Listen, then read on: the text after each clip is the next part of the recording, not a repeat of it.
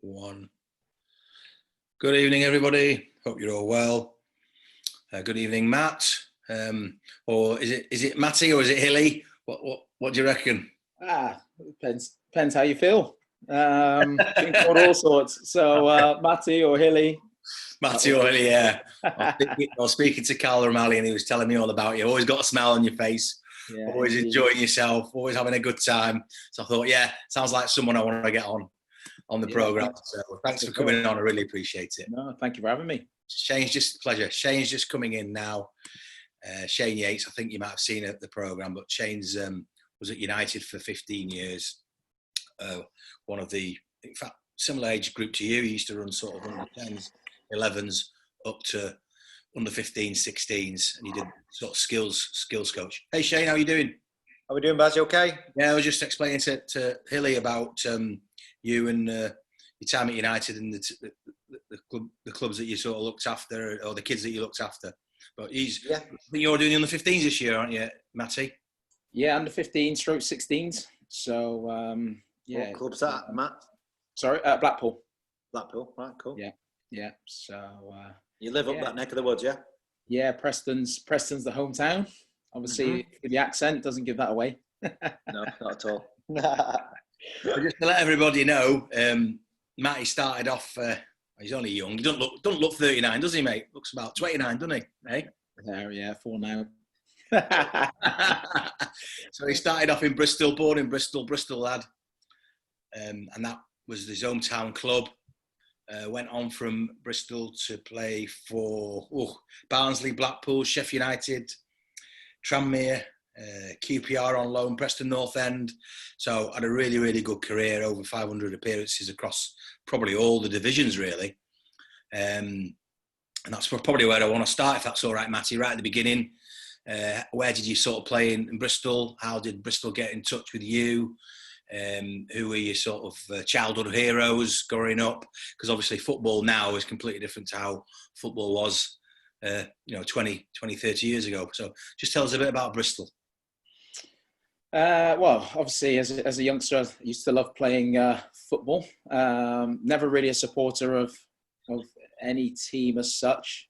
Oh, no. Can you still hear me? Yeah, we can hear you. Go on. Facebook just went. So never a supporter of any football team, but used to love, obviously, playing football on a regular basis. I have to apologise now. Oh, no. Hang on. Technology. Can you still hear me? Yeah, we can hear you. Yeah, we can see you. I'll keep talking. I don't know why my screen's gone off, so I apologise again. So being at Bristol City, I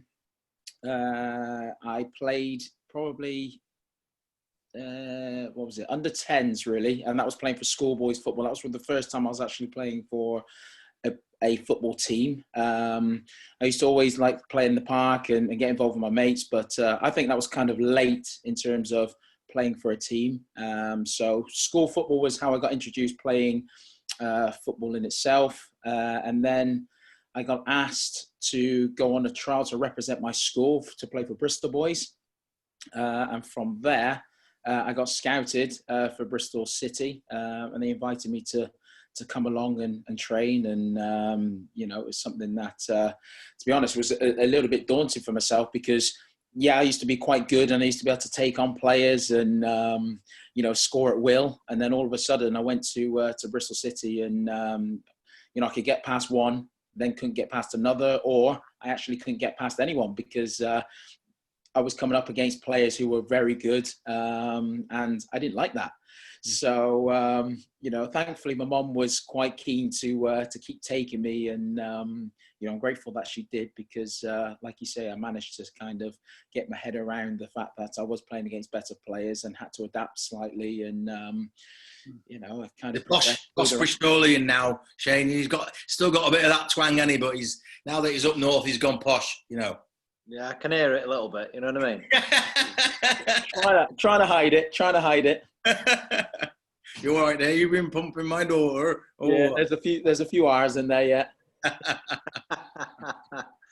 So hey, it's funny. He was talking about scoring goals. Sweet left foot.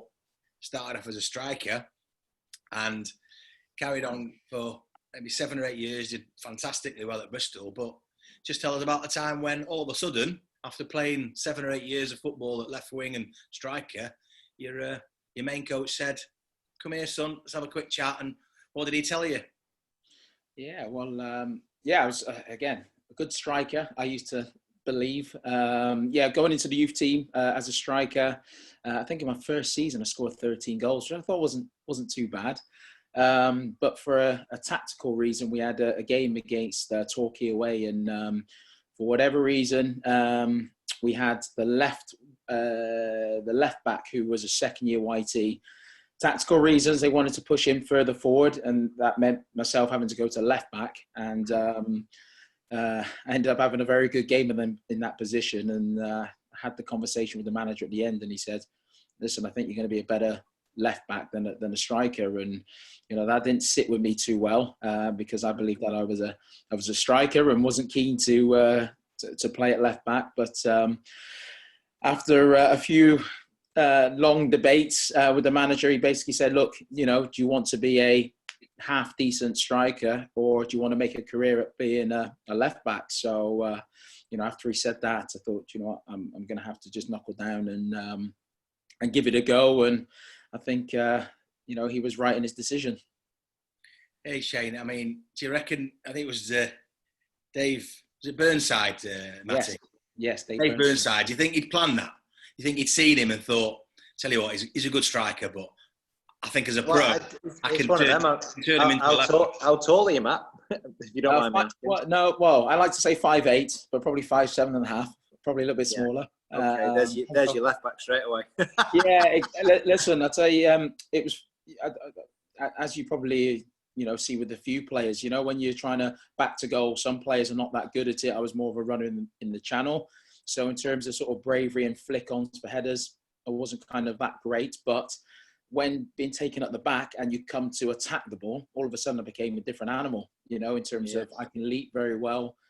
So I played a lot of games as well, left of a 3 or at centre half, because I can jump well. If I was a bit taller, I think I would have ended up being a centre half. But yes, I had to make do as being a left back. And I remember to this day, clear as day, when Tony Pulis, he was manager at Bristol City for a short period, and Bristol City was struggling, at the back. So Dave Burnside brought me into his office and said, "This lad can play centre half for you." And Tony Pulis just took one look at me, looked up and down, and just went, "You're not big enough. Go and find another position." And that was it. I was like, "Well, what would I do?" Yeah. So I ended up having to just be a makeshift, left back, and learn the trade. Typical Tony Pulis, doesn't mess about. Pro's a pro. Neil Warnock's probably the same. Just had a look at him and thought, not quite up to it. Before we carry on, I just want to say a few hellos. People have come on for you, especially Matty. But Eddie Cundle, Matty Fido, how are you doing, Matty? Vardy, Mozza, all good to see you. Pete Mullin, Mitchell, how are you, Mitch? You ready for your trial at Swansea, lad? Fun's up. And a big shout out to Carl, Matty, because Carl's just joined now. So say hello to Carl, will you? How are we, Carl? Thanks for inviting me on this call as well. So I appreciate it. Tony Pulis didn't mince his words. And by the way, he's 5'8", but he's got a lad that's nearly 6'2", I think, and another lad that's 14. He's probably going to be taller than James, his middle one. So is that right, Matty? He's just broken up there, mate. You're frozen. I think it's your Wi-Fi area. You carry on talking. Yeah. Can you hear me? I don't know, that predict. Oh. Can you hear? Yeah, I think you need to go into another area, Matty. No problem. Yeah, I can hear you loud and clear. Yeah, your screen's frozen. So I'll try and get near a Wi-Fi hotspot. Can you see? Are you all right there, Shane? Yeah, I'm all right, boss. Yeah. I think he's just coming back, but. Yeah, talking about left backs and stuff like that, and obviously, Carragher was the same when he played at Liverpool. He was a striker up until 18s or whatever it was, and then they put him at the back, and so be it. And same with Will Keane. Sorry, not Will Keane. Michael Keane. Michael Keane was similar. With why? Where was he? Was he playing more up front or in No, I think he played like centre midfield, and then right back, and then centre half, and then all of a sudden overtook, like, you know, if you look at the two sizes of Michael and Will, Michael just went like a giant all of a sudden, like over 6 months, and he was huge. And then, you know, Paddy McGuinness, same. Paddy McGuinness, what am I talking about? Paddy McNair, same thing. He came over from Ireland, you know, tiny player when he came over, 13, 14, really small, very good guile, very good feet, could glide past players, sweet technique. But then obviously the older he got to like 17, and then had a growth spurt, and then all of a sudden, right, you go and play at centre half, pal. You know, his game changed completely. How do you think Matty would have felt, sort of playing from 9 to 17, centre forward, left wing, you know, up front, in and around, and then all of a sudden David Burnside thinking, "Hang on, you're Nightmare. You're going to be all right. No, don't worry, Matty. We carried on. We're just talking about how you'd have felt at 17. Sort of, Dave saying to you, you're now a left back, or you know, you're a centre half. I'm just asking Shane. So you come in a minute. But what do you reckon, Shane? How would you think he'd have felt? And then he can answer. Well, I obviously can't speak for Matty, but a little bit of a blow, because obviously attackers see it as that's sort of like their forte, as attacking, scoring goals, taking people on. I mean, what they don't understand is obviously playing left back or right back nowadays is sort of what you need anyway. Do you know what I mean? You look at Trent Arnold, and you look at you know, other players in right back, left back positions, and they're just bombing forward all the time. So, you know, it's a different aspect now than it was back then. You know, but I think we were discussing that yesterday, weren't we, Matty? That you were saying that other managers did want you to bomb on and did want you to sort of play left wing back, or if you were back of a three, that suited you as well. So, and Shane's quite right in what he said. The game's changed, hasn't it? Yeah, it's all about attacking. I think the art of defending has gone out the window. You know, the saying a 4-4-2 with, you know, Arsenal getting that clean sheet. You know, that used to be a bit of pride. You know, that used to be the main objective for defenders. Now the main objective for defenders is to provide crosses and score goals. Yeah, and the other thing as well, Matt, is, you know, maybe it might have come to a shock at you, you know, being 16 and whatnot, but you defend from the front, so you're the first defender anyway, regardless. So, you know, I know people don't like defending, but it's not necessarily art. You do it subconsciously anyway. So even if you were playing up front, you know, you press in, you're getting your shape, showing whichever way you want to, showing them inside, down the line, whichever one it is. And then obviously for you to then go from striker to left back, I suppose I'm going to guess, Matty, was it easier to play left back than it was up front? I'm just guessing. I think yeah, obviously when you're stepping into spaces, you know, playing at left back, obviously when you're traveling, sometimes players are better, you know, coming onto the ball and going forward. Whereas, like you said, being a winger or things like that, when you've got space to travel, you just have that, I suppose, more confidence. You know what you're doing before, you know, when you have the ball. Some players, you know what it's like up front, they only react once they get the ball. And sometimes it's not easy. Yeah, and then also, you know, I think Baz was saying you've got a sweet left foot and whatnot, and you tend to find that, you know, most left peggers have got a sweet technique regardless. What you tend to find, but you know, those lads who have, you know, like when you can just see someone that's striking's just sweet as a nut, they usually play left back anyway. You know, he's got a good trait, Shane. He's got a really good trait that he's carried through his career. Yeah, openness and a challenge. He loves a challenge. He was a ferocious left back as well. He's like a bloody wasp around you, never let you go. And I've seen lots of footage of Matty, but I think the trait that he comes across is everywhere he went in his career, he gave it right. I've got to step up now. It's another challenge. I'm going out alone. It's another challenge. Do you know what I mean? Yeah, he made the point before about, obviously, I think what I think with Dave or whoever said, you know, you'd make a good left back, or, you know, it was a new challenge for you. You weren't so happy with it. Maybe that sort of give you a little bit of fire in your belly type thing. And what you tend to find back in them days, because I'm similar age, is, you know, defenders especially, ratty defenders who usually have a lot of fire in your belly and never let you have a moment on the balls. You know what I mean? And also you go straight through a player and then you make yourself known pretty early doors. That was sort of like the tactic back then. And I think it's second nature coming to you going, yep, that's exactly it. And he's got a hell of a leap as well. He's got a hell of a leap. So a good jump on him, massive jump on him. So you got to 17, Matty. How quickly did you make it as a scholar? When did you get your pro?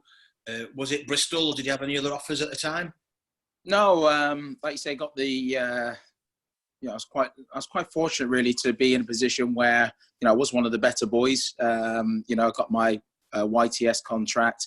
I did sign a professional contract early at 17 because obviously I managed to get on the pitch and be around the first team. So again, having that contract at 17, I think, like you say, I was never in that position come the end of your year and you were sort of worried to see if you were going to get a pro or not. I was kind of progressing fairly quickly. So yes, I made my debut at 17, and then I had a period of probably 18 months where, again, as you're growing and learning, you come out of it for a bit. And again, you're just around the squad and you travel and, you're probably more being like a kit man, collecting all the gear in and probably doing warm-ups before the games and just getting around it, just getting a feel for it for about 18 months. And then I think when Danny Wilson came in, then the kind of breakthrough really came for myself and away I went. So you've got, you had over 200 appearances, Shane, for Bristol City over a period of sort of seven years. Won Player of the Year and Young Player of the Year at Bristol, and was always one of the top guys. Didn't score many goals though, did you, Matt? No, someone's got to do the important job and stay at the back. Someone's got to do the ugly side. So, yeah, I was the one to always pretty much. Although I did score a few goals, but the nice thing I could say was every time I scored, we either drew or won the game and never lost up until, playing for Bradford Park, I think it was. But no, I think it was always... a very treasured moment if I was able to score a goal. Yeah, I remember you went 7 years without scoring, but I won't go down that route, man. Yeah. I won't regret it. Hey, Baz, is a guest, please, come on. I'll get to the good bits in a minute, Shane. I count the training goals, so it doesn't matter. Don't worry, I can't. Listen, Matthew, I need you to get to a stronger Wi-Fi if you can, because you're just cutting out. So if there's anywhere in the house, no, don't worry. I've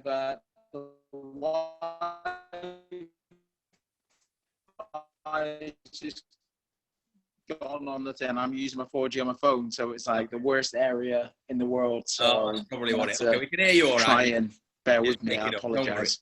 Don't worry. So we've got. Yeah, we can hear you. We can hear you, but you're breaking up with your face. I can hear you. No problem. So we've got then after Bristol, straight to Preston, was it? Yeah. So it was kind of a big move for myself. Especially in the Championship. I was actually thinking I was signing for QPR. So QPR released my clause to go. Went to see Ian Holloway.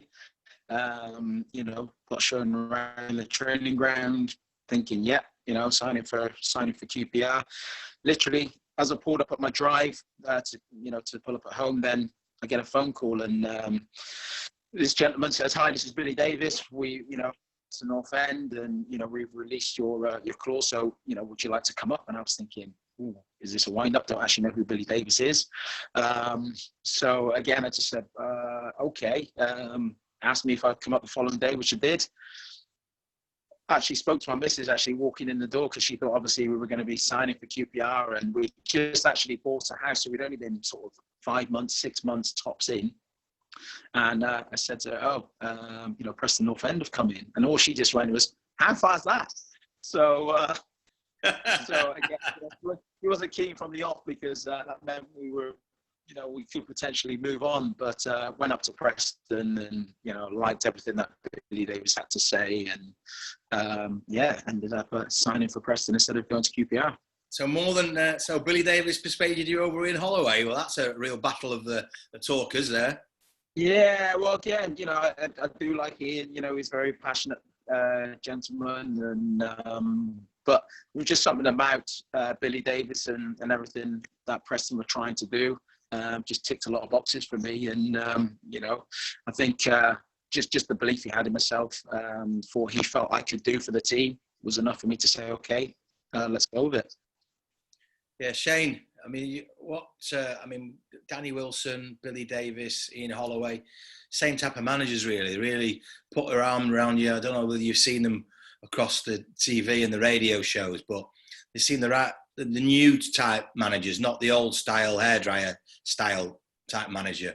They all seem to get the best out of players. What have you ever come across any of those three, Shane? I've not come across any of the three. I think I've seen a couple of sessions from Ian Holloway, and obviously, he's got a great reputation. But I've never actually met him. But like I say, I've watched a couple of his sessions and stuff. So, but yeah, definitely a new generation, maybe starting at Preston or wherever he started. He tend to take the staff with him wherever he went anyway. But yeah, no, I didn't get a chance to meet them. How did you find those three? Were they very similar, Matty? Those three? No, not really, to be honest. Danny Wilson was the calmer out of the three of them. Billy Davies was an absolute, he could give you the hairdryer treatment. Don't worry about that for a small man. Scottish, very passionate as well. But like you say, he definitely got the best out of the players. He was very clever in terms of, keeping the media, in terms of just saying, look, we're just Preston North End, but in the dressing room, he was really driving us to say, we're getting promoted and we're going to the playoffs. And, was very hungry for success, which we all fed off of. Yeah, I mean, Billy was very intense, I think, wasn't he? Very intense sort of manager, with intense in training and intense in all his coaching and his team talks. Was that be fair to say? Intense? Yeah, very intense. He did say to me, again, when I first turned up, he said, listen, we'll only train for an hour, but you'll know that you've trained. We were a very high pressing team. So again, we had to practice how we played. So, everything was 100 miles an hour. We had to press at a high tempo because at the end of the day, if we couldn't do it on the training ground, then you're not going to be able to, turn it on a match day. So we was very much, we had to, keep that high tempo so we could take it on to the match day on a Saturday. And, like you said, I think it worked looking at our results. Did you have a couple of playoffs with Preston and not quite make it? I mean, I know there was probably 4 over your career. You didn't make it, and then you did make promotion with Sheffield United, didn't you? But just tell us about the playoffs. Wow, it's a sore subject, to be honest. I did 4 years on the bounce for playoffs. Bristol City, we played Cardiff in the semi-final, my first one. We lost to Cardiff, and actually Cardiff got promoted that year. Straight away into the second year, we got to the final, one step closer. Brighton, we lost 1-0, which was obviously devastating because, that would have been a massive honour for me to have got Bristol City promoted. And then, like you say, moved to Preston, and in that end of that season, we got to the final against West Ham. Heart-wrenching to lose 1-0 with Bobby Zamora's goal. And then the following season after that, we got to the semi-finals and lost to Leeds. So again, after 4 years of playoffs on the bounce and not doing it was, it was tough to take, big style. So, as I said to you before, the bridesmaid and never the bride. That's definitely me. Did you? How long did it take you to recover? Bristol City and the Preston one was, it was tough because I said to you before, you go through the season of a lot of highs, a lot of wins, and to get to the final as well, it's a massive high, it's a massive, achievement and a buzz to know that you go into the final, and to obviously lose it the way we did by just one goal, both of them, 1-0s. Difficult to take. And then with the Sheffield United one was, again, it just proved to me that I would never, ever win a playoff final, was the fact that we kept clean sheets in the semi-final and in the final. So 3 games, I didn't win the playoff. We lost, what was it, 11-10 or whatever on penalties. So you just can buy it. So did you score yours, Matt? He did score. I scored my. I was so relaxed because it was one of those, at the end of the game, I'm just literally like, I've done my job. I'm looking at my parents and that going, like jokingly saying, 10th penalty taker, 10th penalty taker. Well, blow me down. I was 10th penalty taker. So, thankfully. So after Preston, you'd gone to Wolves for 15 games. You went out to QPR in the end. You had 23 games at Barnsley, four games at Blackpool, Sheffield United, 12 games. And then another 66 games, and Tranmere 40 games, and then you finally ended your career at Bradford Park Avenue. What would the highlights be over those sort of 5-6 clubs? Well, obviously, Wolves is a big highlight because obviously moving from Preston to Wolves, unfortunately, literally the week I signed, I ended up injuring my knee and it was an absolute nightmare. But again, to be a part of a team that, was relentless, to see so many young, hungry players to, really push to get promoted into the Premiership. It was, it was an honour to be a part of. Talking about a player that, completely thrived from a makeshift left back was Stephen Ward. He was a striker, got asked to play at left back, was unbelievable. And, and in the end, has had a full career playing at left back. So he's done exactly the same of being a centre forward to go left back and kick on. So I actually find it difficult to get back in the side because obviously Wardy was doing so well. But it was still good for me to be a big part of that. I think we played 14 games when we were stumbling at a time to come in and obviously settle the ship and and to be a part of a promotion winning side and get your medal. That was a big honour. There's two Premiership games, Shane, were Old Trafford and Blackburn Rovers. Not bad. Not bad 2 games to play, is it? Those two. No. 2 top clubs back in the day. Blackburn and United and Newcastle, Liverpool. Top 4 was that type of. Well, so I can remember anyway. Might be wrong. Yeah. Well, Johnny Barnes was Matty's hero. Hey, growing up, wasn't it? Johnny Barnes was your hero. Yeah, so like I said, I wasn't really a fan, but when you're watching players and obviously, John Barnes being black as well and, the skills that he had, he was just someone, like you say, that I wanted to be like, with the skills and with the, his goal scoring ability. So, yeah, I've followed Liverpool ever since and, it'd be nice to see Liverpool do it at in the next couple of weeks. So, yeah. It's a shame, COVID. I'm a fan ended too soon. Yeah, it's a shame, isn't it? Yeah, I think Jurgen was pretty happy with the point yesterday, so especially coming back, I think very happy. Because they're out of the Champions League, aren't they? A couple more belows. We've got Bradders. How you doing, Keith? Tell you what, mate. If I'm looking old, you're looking disastrous. Jamie Norman, Daniel Godden. Hi, Daniel, over in New Zealand.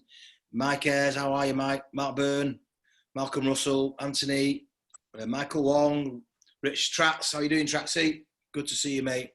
Gavin Jones, Blue Moon. How are you, Gav? Mr. Farnell, Mr. Lawyer, Mr. Capitan. How are you? Good to see you all. And we've also got Sunil Wadha calling in from Chicago, Lake Forest in Chicago. So he's got up early, hasn't he? 6 hours behind. Just to see you, Hilly. Not bad, eh? Well, must not be able to sleep, so that's probably why he's listening in. Try and sort your connection out because you're still. Oh, dear. Hilly, try and sort your connection out because you can't get you on Wi-Fi at the moment. You're breaking up.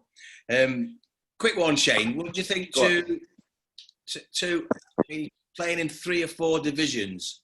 What do you think the difference is between sort of League 2, League 1, Championship to Premiership in your opinion? To be honest, I wouldn't be able to tell you from experience, Baz, but obviously having Hallam, who's stepping up from League Two to League One, having those type of players that, are in that sort of bracket, I don't think technically there's much difference between the three. Obviously, the higher you go, the more technical you need to be.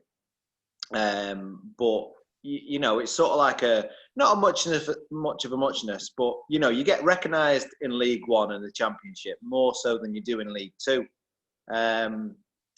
But if lads at that particular at a particular age in a particular league get found to make, for instance, if Hallam has another good season, especially in League One, either a Championship team or a Premiership team will want to snap him up type thing. Do you know what I mean? So yeah. I'm not saying it can make or break you, but it can definitely make you, especially if you get spotted in League One and Championship, 100%. We were saying that we didn't think there might be a lot of difference. There will be some difference technically between the leagues, League Two, League One, Championship, Premiership. But what's the biggest difference for you between all the leagues, Matty? You still there, mate? We're struggling with your line. Yeah, not to worry. Yeah, I'm still here. I'm still here. Oh, you're still there, yeah. Did you get that question? No. Did you get that question?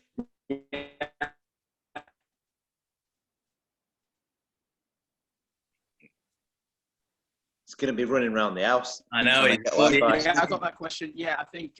He's going from room to room. Get that question, yes. So, yeah, what's the differences between the leagues, do you think?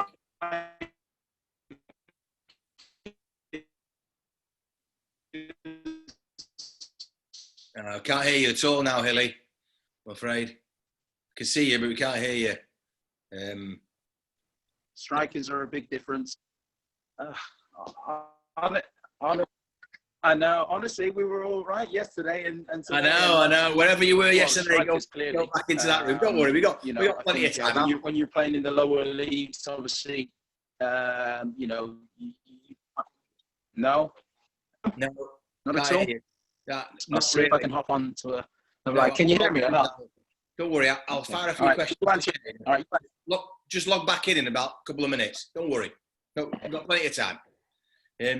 So yeah, he'd been to Barnsley, Blackpool, United, Tranmere, Bradford Park. Missed most of his playoffs and just made one, and unfortunately just made it to Wolves. Played for Wolves twice, and then Richard Ward was left back. I think there's probably a little bit more competition, I would say, at every position. The higher up you go, wouldn't the Shane? You know what I mean? Oh yeah, 100%. Yeah, 100%. And also as well, you tend to find that young pros would probably not get the pick of the bunch against a steady Eddie type player. Same with lads that go on loan from Premiership clubs to League One, League Two, or even Championship. They might not get as much time as they'd want, unless obviously they go in unless they're an impact player type thing, straight away. I think if they go in... He went on loan to QPR, and I think Neil Warnock was the manager, and he said Neil Warnock just took one look at him, a bit like Tony Pulis did, and went, you're not big enough, whatever, find another position. I think Neil Warnock did the same. Didn't like loan players, just wanted to play with his old steady Eddies, Yeah, and then also taking some of our boys that time. We had quite a lot at Salford City, didn't we? And obviously Ash got signed for Stoke, but obviously when he was on loan at Salford, they have like they have like a generic player that they want to tick 1, 2, 3, 4, 5 boxes out of the 7 boxes, and if they don't, then because Tyrrell would be a good fit. I think Ash was there. I can't remember who else was there. Zach Durnley was there at the time. The game I went to watch. And like Zach, I know he was injury prone and whatnot, but even when he went on trial at Preston, they've got like something in mind. And I would imagine, managers are the same. You just want to have a tick sheet, and if they don't tick the sheet, then no, next one. And Yeah, a lot of clubs have got that, and players don't realise it, that they have got a tick sheet or they've got a type of player. You know, it could be a Salford City type of player, like you just mentioned, a Burnley type of player, a United type of player. I mean, each club's slightly different, especially with each manager. You know, and you've got to take that into consideration when you go on. Well, it's adult football, isn't it? And it's also result driven. Do you know what I mean? As opposed to, you know, if you're coming up through the ranks in academy football's not necessarily result orientated as where playing men's football is. You know, so a lot of the academy boys will shine all the way through, and then obviously when they get their chance, if they do get the chance in the first team, it's either not necessarily make or break, but I think I said that earlier actually. But you know, if they go in and they make a really good impact straight away, then you're onto a good one. But obviously, if you fall or your head's not in the right place, or you know you have a bad game, it can sort of like make or break you type thing. But yeah. Do you remember Max Thompson? Was it United? Oh yeah, Tomo, yeah. Well, Max is, I think he left when he left United. Went to Everton. Then he went to Burnley. Yeah. And he's on the bench tonight for Burnley against City. Oh, fantastic. So, you've got Max there, you've got Dwight McNeil, and obviously I was saying in whichever webinar it was last time about Joe Hart mentioning about this young player, and then he then turned around and goes Dwight McNeil. I was like, fucking hell, Dwight. Yeah. Jesus Christ. And you know, he basically summed him up in you know 2 or 3 words. You know, sweet left foot, magic kid, and we've just got to look after him and sort of like give him the ball. And it's one of those. I never thought I'd see that. But unbelievable, isn't it? You know, it's just unbelievable. Him, yeah. I mean, he's taken it, hasn't he? I mean, he was such a lovely player, languid, but you wouldn't have put him as that. Give him the ball, because in that age group, if you remember, you had Rowan Thompson. Was it not Rowan? Rowan Roach. Rowan Roach. Well, it depends. Yeah, I think Rowan Roach was his age group. Yeah, there's quite a few. I'm trying to think when he was in. If he was in Adi Barlow's year, could have been. Yeah, 80s his year. Yeah, Adi Barlow, Danny Butterworth, Jack Harrison. Yeah. There's going to be quite a few. I'm trying to think. I'm sure I've got a picture on my phone somewhere of the squad picture. Be able to tell you loads. George Tanner was in there as well. Yeah, so you know, Dwight was just just dead placid, dead laid back. You know, not an ounce of aggression in him. But obviously, Matty, his dad, was 6'4" or whatever he was. Very, very well built athletically. And it was one of those, I always said it, if Dwight gets to any size like his dad, you'll have a dream of a player, because his left foot was magic. He did this little inside hook. He still does it. I watch him do it and I'm like, I've seen you do that when you were 9. Yeah. He's got this little inside chop, but then he goes outside straight away and then he just whips it in. And, you know, with a left foot like Dwight, he's always had a good left foot. I was talking to obviously, hopefully Hilly will come back in, but we were talking to Hilly about how he was quite physically strong, fast, quite young. Matt's the other side of the coin, or Dwight's the other side of the coin, where he was a late developer. And I was talking to him about, did he meet anybody that was really, really good at 15, 16, 17? And he went, yeah. We had a kid called Marvin Brown, who was England under 15, under 16, under 17, and did brilliantly. Best player, fantastic striker. And then for whatever reason, I think he was playing a game for Bristol City, came on, did okay, couldn't get a goal, missed a goal, and then Leroy Lita comes in. Do you remember Leroy Lita? I don't remember him now. So he hits the ground running, scores a goal, and then obviously because he scored, he plays him again. Plays him next game, yeah. And he plays him the next game, scores another goal. And then within about a year, Leroy's then gone on and absolutely flying. And poor old Marvin Brown is sort of literally those 2-3 games gone by the wayside and actually never really made it in football. So yeah. Well, Hallam went and played England schoolboys when he was 17, 18, very hot prospect type thing, and then sort of fizzled out. But again, you know, if you're playing for your national team, you're going to have loads of competition. You know, dog eat dog, like you were saying before. You know, the competition just gets tenfold, doesn't it? Everyone playing for positions and whatnot. But yeah, I don't know. I definitely think mindset and the way you are and on the pitch staying focused and mental strength, that is definitely a big thing the higher you go, 100%.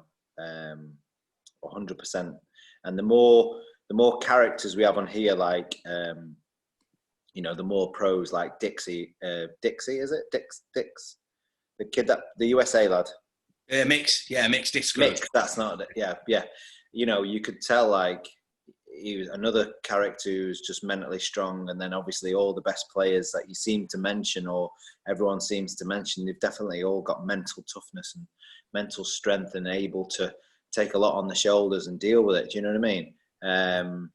But yeah, we had. I mean, Matty's coming on again. I don't know, he keeps trying, but hopefully he'll get on in a minute. So yeah, I mean, as much as you hear about the players that kick on, there's a load of players that don't kick on, and as you said, 100%, yeah. Mental side of it is, absolutely massive. That's probably the biggest difference with some of them. He's got his lad now, James Hill, coming to playing for Joey Barton at Fleetwood. So that's a baptism of fire. And I was trying to explain to him, well, what advice are you giving? Your lad. He said, I don't give him any advice apart from a bit of technical stuff. Said I told him about a year or so ago, if he wanted to get into the first team, Joey will want you to win 99% of your headers, otherwise you're not getting in. And he did. He said, right, I'm going to go out, practice my heading, and every day, like we were talking about extras, had 10 balls, 15 balls, 20 balls, and if you don't win 99% of it, get your timing right, there's no way Joey was going to pick him. And over a period of sort of 6 to 7, 8 months, he went, yep, does he play centre half, does he? Or centre half, yeah, 6 foot. Okay. 2, yeah, James Hill. So he made his debut last April, I think, against Blackpool in the derby, Fleetwood, Blackpool derby. So his lad's one to look out for, apparently. So he's done really well. Good. And you said he's young. You said he's younger lad as well. Hey. Oh, it's okay. Don't worry, Matt. Everything dropping out. Yeah. Oh, he's outside. Look at him. Love it. Running around. We were just talking about Marvin and how his sort of career sort of didn't kick off when Leroy came in, and then I was just mentioning your lad about his heading and doing his extras for his heading. So just talk to us a little bit about Marvin, and then talk to us a little bit about your lad and how you've been helping him. Yeah, I managed to hear what you were saying about Marvin. Like you say, I think it's he had all the ability. He was coming up through the England setup. Literally everyone raving about him. And like you say, it is a different kettle of fish when you're playing in your own age group to when you're playing men's football. Yeah, 100%. Yeah. And like you say, look at Wayne Rooney at 16. He could have been the next potential Wayne Rooney, but again, this guy is, he's built like a man, and he takes his chance I'm sure he'd have done it before, but he still took his chance, and, he never looks back. And it literally was for Marvin, 2 inches one way, 2 inches the other. It could have been a different story. And unfortunately for him, it fell away and someone else took his opportunity and never looked back. So you're looking about 29 with this screen now, Hilly. You look 20 years younger now. Must be the lighting.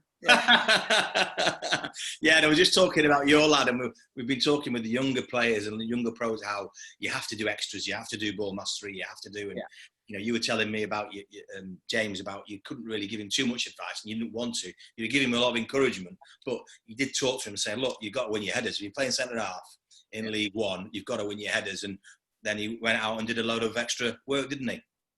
Yeah. So again, as I said to you before, I only give him tips of what I believe that he can do as an individual in terms of, like you said, the heading, because, he is a young lad and, it's an important position to play.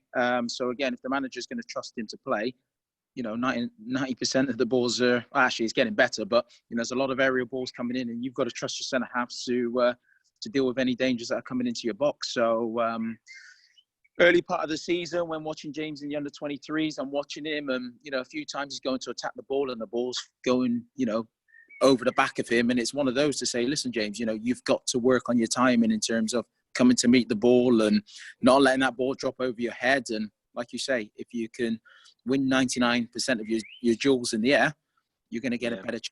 Takes a while as well, though, Matty, to teach the timing. Timing's like, it's a big thing. But once the penny drops, then it's there. But trying to get there and trying to tell the kids, right, make sure you're focusing on the ball, run onto the ball rather than go in first and then, oh shit, it's going. You know what I mean? Yeah. It's difficult. It's difficult to teach it, and it's difficult. The only thing you can do, like you say, is just repetition, throwing different style balls, and him having to anticipate and judge where do I have to be and what part do it, which foot am I taking off with.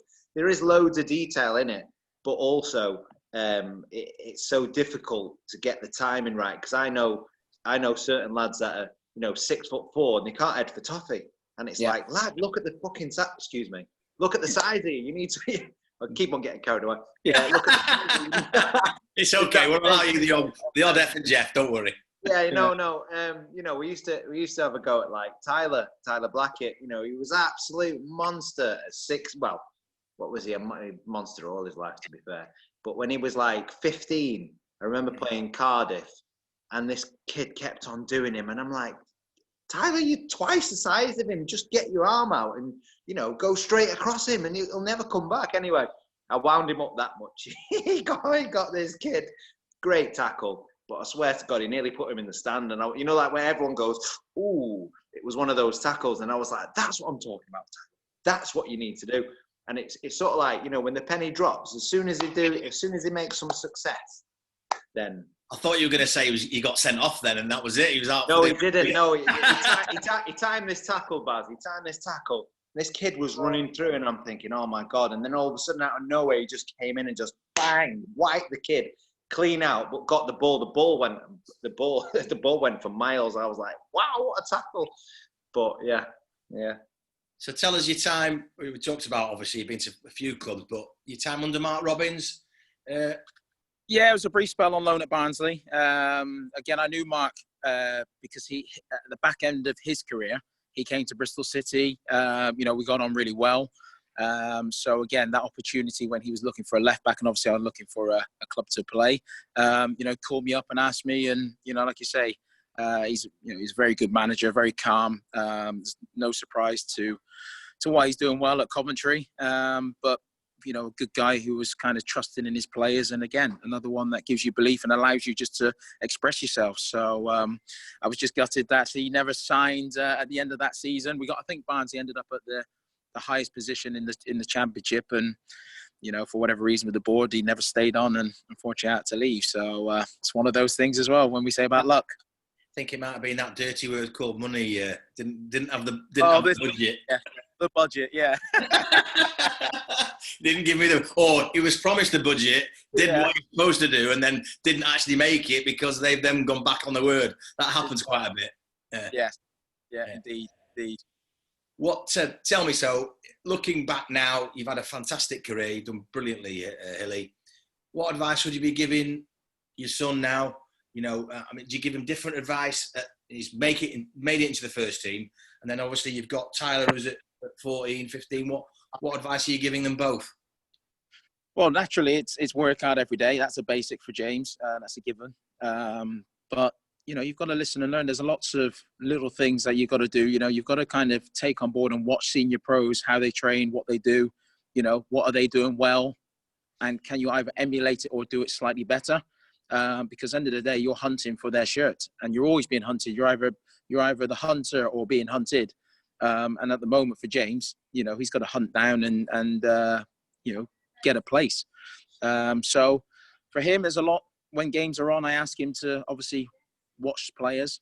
But like you say, the fundamental is he has to work hard. He has to put in the effort in training. It's almost like give that no respect thing, and train as if you do believe to be, you should be there and you deserve to be there. So, a lot of kids, it's quite daunting when you're training with the first team and you're new and you're young and you're thinking, oh, these are one of your heroes. You were sort of, you're now training with them. It's sometimes really hard for players to get their head around it, instead of just going in there and saying, listen, I deserve this, and go and knock them over. I'm not just taking part. I want to excel here. Yeah. I want to put my stamp on the whole training session, and you've got to wipe somebody out, wipe them out, and that's a big mentality thing, that, Shane, isn't it? It does happen a lot where the lads, takes a while, doesn't it, in the first team to sort of get used to the mentality of playing with, a top player. I think we were talking to Nathan the other week. Do you remember when he had Bannerman and Robbie Fowler, and then we've got other players that have playing with, United's first team. Well, you just got to go in, hit the ground running, haven't you? Mm-hmm. Yeah, it's a massive thing to overcome that, especially, a little bit of starstruck. Jesus Christ, I watch him on telly or whatever it may be, but same sort of thing, having the realistic approach and a little bit of a reality check, they're human, same as you, and, live, eat, breathe and everything else that goes with it. But yeah, just having a realistic approach and steady head, like we mentioned before, mental strength. It sounds like what Illy's saying to his lad is just knuckle down, work ethic, and everything else will come. You work hard, you get out what you put in, type thing. You know what I mean? Illy, it's interesting that the perception of a young player is completely different to someone that's been in the first team for 2 or 3 seasons. So you have to get that perception across, is that, there may be a little bit of a gap and there may be slightly areas of your game that you need to improve, but actually they're no better than you. You're the same as them. You deserve to be there. Go out and prove it, and that's the step, isn't it? The psychological step rather than the physical or the technical step. I think his camera's muted. Oh, he's back. He's back. Did you hear that, Illy? He's dropped his phone or his laptop. So we were saying, Shane, so that the important thing is, can you psychologically step up? A young pro, marginal gains go a long way, type thing. Especially, if you can analyze the older pros, see what they're doing. What can you do better than them, or can you at least compete against them? And then, when the time comes, that's when you need to prove what you've been doing and everything else. Are you still there, Hilly? I'm still here, mate. I'm still here. Yeah, I don't know where you've gone, but you can. Yeah. So, and what advice would you be giving the 14-year-old? Listen, because his dad's going to be the coach next season. Oh no, he's going to have the worst season ever coming up, then, isn't he? Well, 2, unfortunately. It'll be 2. Brilliant. He's going to have to listen to the coach. Coach knows best. I think that's his to learn from. Sounds like he's a bit of a tearaway. Eh? He's the problem. He's the one that you've got to control, is it? Yeah. Well, again, he was one that didn't really listen. Right. I think now he's starting to buy into to what I'm kind of saying and trying to tell him, because he's actually been involved, stepped up from the under 14s and come up to the under 15s and done actually well. And I think, he's seen how I've worked, and I think he's slowly giving me that little bit of respect that I'm not too bad a coach. So, starting to listen. He's starting to listen. Yeah, it's a difficult one, that, Shane. Imagine coaching your own son. I mean, well, I do coach my own son, but he's only 7. However, like one of those, and Matt will be the same. When you actually realise how hard you are on your son, you need to take yourself back a little bit and go, right, I need to chill out a little bit, because I'm the same. It seems to be everyone else, they can pretty much do what they want. But a little ball, Harley, get back there. What's that? What are you doing? It's just like having a knockabout in the back garden. It's like watching your own son. You watch back, and probably Matty will be watching James, and he'll be watching Tyler, and be going like, your total focus is on him and him alone, and not necessarily all the game. So you're really scrutinising. And when he has a bad game, probably hasn't had that bad a game. When he has a real stormer, probably hasn't done that well. Do you know what I mean? It's quite difficult, isn't it, Matt, to just not to focus solely on your own son?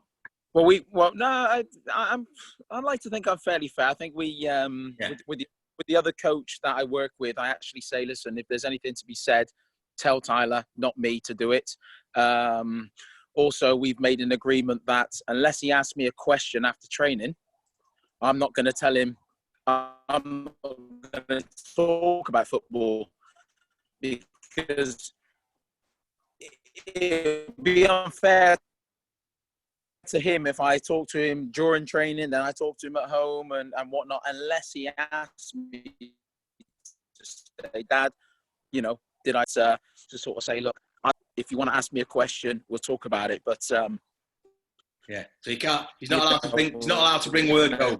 Try and obviously, yeah, a little bit like that. But I should have called up with Tyler. You could have done this. You could have done that. You know, it's literally like you say. He's got to be his own man as well in terms of, you know, asking the coach, because like you say, not a lot of players. You know, we do. In fact, coaches, you know, says, you know, what could I have done better there? Or, you know, how can I improve my game? Coaches love that, you know, because you know that a player wants to get better.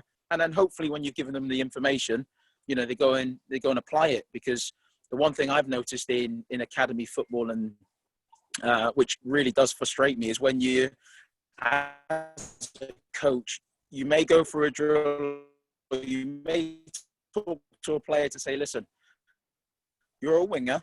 I need you to hug that touchline. You know, stop coming inside. Yeah, and you tell him on that Wednesday, I need the same thing, and you end up having to say to them, listen, if Jurgen Klopp or Pep Guardiola told you to do something once, do you think these players, if they keep making that same mistake, do you think they will play?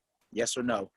And they're like, no. So I'm saying to them, look at me like you're Jurgen Klopp. If I tell you something, please listen, learn, take it on board, and try and implement it that following week. When you laugh like Jurgen Klopp. Yeah. Well, I think it must drive coaches mad. You know, when you're trying to give players information and they keep doing the same mistake over and over again. I think someone actually said about Alex Ferguson. You know, imagine Alex Ferguson coming in, giving a young lad some information and doesn't take it on board. If they don't listen to Alex Ferguson, then they're never going to listen to anyone, you know. And you know, there's been plenty of players done that.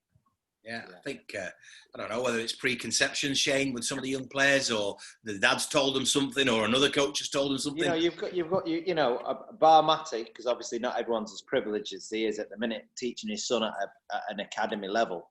But yeah, you're getting told off your mates, you're getting told off your parents, you're getting told off your friends, you're getting told off your coach. You know, all loads of different mixed messages. Coach says one thing, dad says another.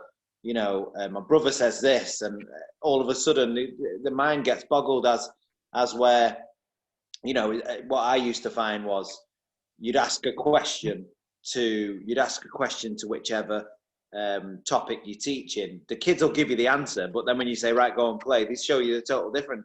And I used to say, so look, I don't want you to give me the answers. I want you to show me the answers, or at least show me what we're talking about. Same sort of thing. If you're asking a kid to hug the touchline, you're asking to, you know, to hug it for a reason. But I think the thing behind that is, if as soon as you get a little bit of success with that particular play and doing the right thing, it's all about praise and stopping the session a little bit and saying, right, that is why you've told it. This is the reason why you did it. But, you know, there's loads of different ways to get your best out of your players, but definitely a little arm around the shoulder, a little, you know, come over here while the game's going on, or why is he bringing me over? All the other kids would be like, what's he talking about? But it's that, you know, it's those little things that are key, really. Andy Williams is a good friend of mine, and he's just said, well said, Matt. So basically you're saying something. He's a great coach. Hi Andy, how are you doing? But he's actually saying, that's the point. You're telling him to do something. I mean, and it might be a test. It might be the right reason. It might actually, you might not know. It might be wrong. But the point is, you're the coach. You're asking him to do something. You should really got to do it. Maybe twice is okay, but any more than that, and that's of course. That's not right, is it? You know, you've got to listen. They've got to listen and learn. Especially at that age. Are you doing under 15s, Matt? Yeah, under 15s, 16s. Yeah. Yeah, definitely at that age, you're telling a player to do something, they need to understand and, you know, fix up sharp, quick. I think, you know, so it becomes a bit more serious, you know, completely disciplinarian in terms of that, you know, being very strict. It's not the case of, it's more, like you say, players understanding as well, which I like to think as a coach, because a good coach has to try and give that information across to your individual players so they understand it. But it's just so vital, because when you go into the youth, when you go step up into the first team, once that manager gives you that information, like you said, it's life and death now. So it's so important that the information you're given, you've got to take on board, because if you don't, guess what? You don't play. So it's a tough industry, but like anything, you've got to learn fast, and you've got to be keen to listen and learn and implement it. I think implementing any walk of life, whether you're a young lad on an apprenticeship or whatever, I think you can take that mentality of listening to what your boss is saying, or listen to what your coach is saying, or listen to what your colleagues trying to teach you. It's a way of life, and the young generation now need to actually understand that that's a part of life. You need to do as you're told, and the reason for it is X, Y, and Z, and you'll reap the benefits from that. Yeah, I've got Andy says he knows his lad Tyler is in the under-13s at Blackpool. Matt. Yeah, so under 14s now. Yeah, so yeah. What did he say? Good. Well, Andy Williams is saying Matt knows my lad Tyler in the under-13s at Blackpool. So his Tyler, yeah. Yeah, his Tyler, Andy Williams. So he says hello. Tyler. Yeah, beg your pardon. Yes, I do. Yes. So what we're going to do, it's a little bit unfair on you, Matty, because we've been a bit interrupted today. So I'm going to get you on again another time. I apologize for that. No problem. But we want your five-a-side team, please. Yeah. And then I'm going to just summarise some of the points in the next couple of minutes that we've discussed, because some cracking points there. I think the first thing that you sort of hit me with was the perseverance of and your mentality of, okay, someone's told me that I'm not a striker, I'm going to be better as a left back. I think that's really come across, hasn't it, Shane, to accept it quite quickly. Yeah. And that's made his 500 appearances. I mean, if he hadn't accepted it, he might not have been a professional footballer, or certainly would have been harder for him, wouldn't it? Yeah, 100%, yeah. I think that's the first thing that I picked up. The second is the way that you took every challenge and every club as a new challenge. So it's like you reset, go again, reset, go again. Is that a fair thing to say, Matt, that you did take every club as a new challenge and start from zero? You have to, because, it doesn't matter what you've done yesterday or your last game. You listen to some of the top players, you don't live off past glories. That's why you look at Ronaldo, why he's so he's the best, and why he stays the best, because he doesn't just rest on his laurels and say, I've just scored a hat-trick last week and I can chill out now for the next 3 or 4 games. They're relentless to sort of say, I have to be the best every game, every training session. And again, Steven Gerrard, listening to him, a few of his stories of have to be the best in training, have to be the best, have to be the best, have to be the best. You've got to work at it. You've got to do it every single day. And I kind of had that attitude. I wasn't the best player, but I had one of the best attitudes to try and be as best as I could be, and I was a good defender and maybe not as talented going forward. Well, yeah, I mean, I knew my strengths, put it that way. Yeah. Well, one goal in 7 years is pretty good. It's a good rate. So you never thought I was a striker, would you? I completely forgot about it. How to score. Maybe. Hey, Matt, that wasn't a penalty as well, was it? Hey, they all count. Yeah. Maybe we can get you and your lad on, James, to do half an hour together. That'll be quite good, And I really like the fact that you're giving your son encouragement, which is fantastic. You're actually giving him specific detail on heading, on stuff that is really going to make a difference to him from a manager's perspective, which I really admire, because you're just encouraging him. You're not telling him everything. You're just saying, look, this is specifically something you've got to work on. Gone away and he's worked on it. That's important, isn't it, Shane? That specificness. Yeah, and obviously, like we were saying then about mental toughness, taking it on board, accepting what people are giving you, and actually going and implementing whatever, what we said before. You can do that in any walk of life, but obviously football is our game, and obviously, as a defender, you got to win your headers, you got to win your tackles. They're your most important bread and butter. So if what was your boy's name again, Matt? James, yeah. If James takes that, then there's no stopping him. James, yeah, I did say James. There's no stopping him, especially with his size and his physique. You know, who knows where he could be? Hot talent, if you ask me. Yeah, I think I'll drop you a message next couple of days, Matty. Maybe in 2 weeks' time you can come on the two together on either a Thursday or a Monday. I'll drop you time, but give us an idea of your five-a-side team. Who would you have? Because I've got a lot more questions I wanted to ask you, so love you to come on again. But who's your five-a-side team? Come on, mate.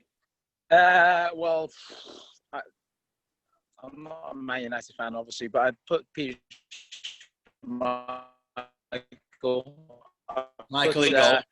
You know, yeah, he'd be ideal because he can spread eagle and cover the whole goal. Okay. I'd have to go Van Dijk for his durability on the ball. Got to put Trent in as well. Okay. Up and down the right. Yeah, and then I would have Messi in there because obviously it's tight areas. Okay. I'd have probably Roy Keane because he'd bite a few people. Okay. Within the trade session. One more? Well, actually 5, actually. Is that it? Sub. Well, I'd have to have another striker. So you'd have to have Fernando Torres of Liverpool. Okay. Of Liverpool. Yeah, of Liverpool. Not when he cut his hair and went to Chelsea.